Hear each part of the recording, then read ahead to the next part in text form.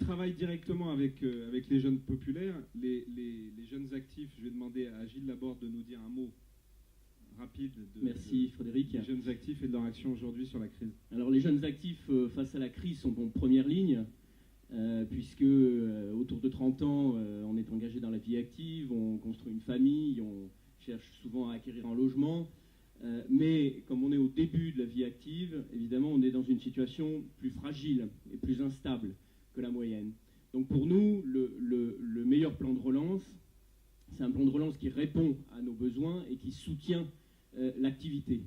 Donc nous saluons évidemment le plan de relance qu'a annoncé le président de la République de 26 milliards d'euros. En particulier, à l'intérieur de ce plan de relance, deux mesures qui nous semblent particulièrement prometteuse, le soutien au logement, évidemment, avec la construction de 100 000 nouveaux logements, dont 30 000 logements sociaux.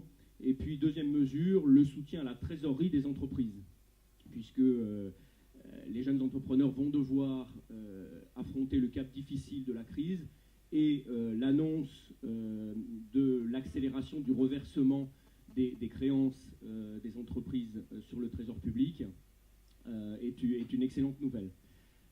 À côté de ça, les jeunes actifs font aussi des propositions pour être acteurs de cette mobilisation. Alors, je vous en livre quelques-unes. En ce qui concerne les PME, nous considérons qu'il serait intéressant d'étudier la possibilité pour les particuliers, pour les actifs, de pouvoir investir au capital des TPE et des PME et donc d'obtenir une déduction fiscale de cet investissement. De même pour les entreprises, on pourrait envisager la possibilité pour les entreprises d'investir dans les fonds propres des PME et d'obtenir une déduction sur leurs bénéfices imposables.